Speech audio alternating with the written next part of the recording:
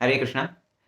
Many times in our life, we try to encounter so many problems or sufferings or pain, and we don't have any valid reason or proper cause of that suffering. We just feel like suffering. We just have to experience it. We don't have any reason. You can't understand. So we just have to accept the pain that we come across in our lives. It just comes. We don't have any reason. We can't trace back what is the cause of the pain or why do we just have to cry right now. We don't need any reason to suffer or cry or feel sad.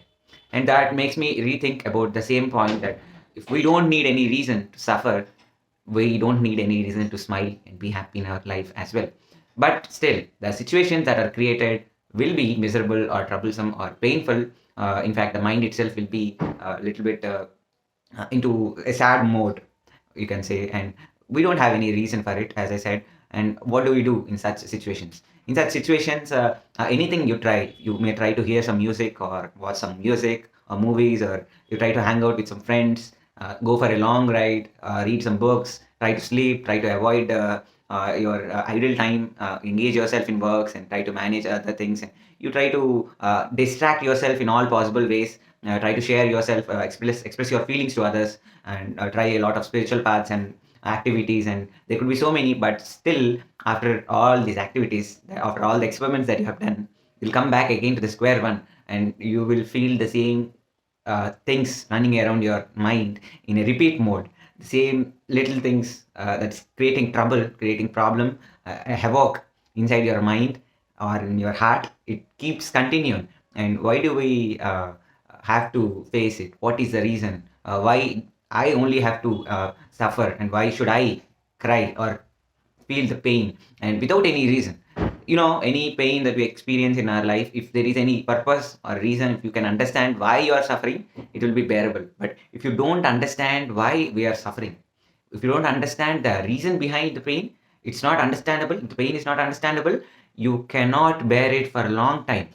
That is why a lot of people who experience disasters or strong sufferings, they generally become against the so-called reasons that are causing them. Or if they don't find any reason, they look for God and they point out to God and they say that this is because of God. If he exists, he's wrong. If he doesn't exist, and that's okay. There's no point in shouting and crying.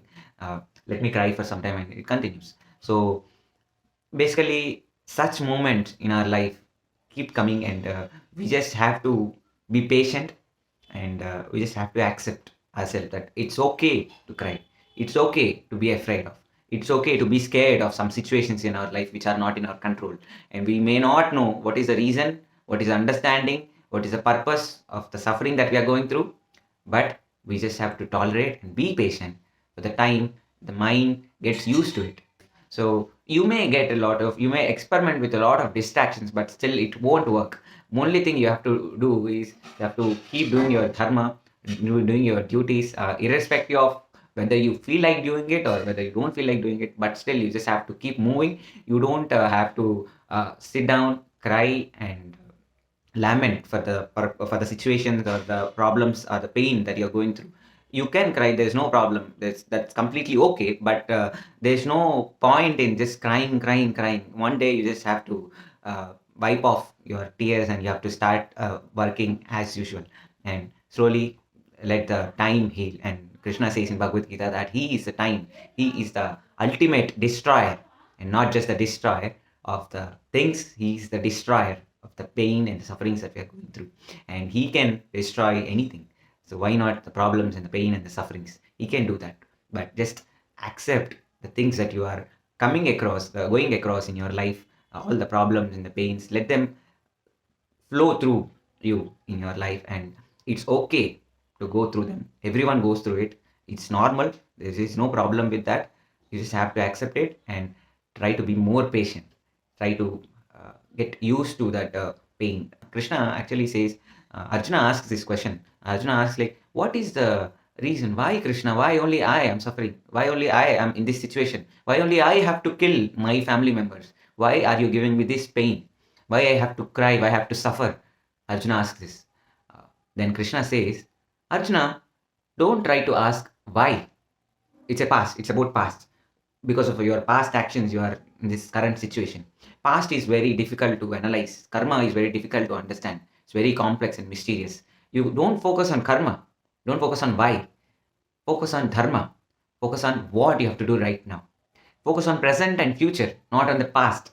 The current situation that you are in is because of your past actions and past deeds. Because of that, you may be happy or sad right now. But what you have to focus on is your dharma. What is your duty right now? What can I do right now? Is what Krishna says in Bhagavad Gita.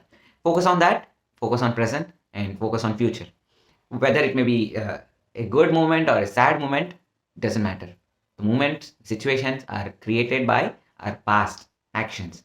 Our present actions will decide our future. If you want to be happy in future, choose good deeds and you'll be happy in future.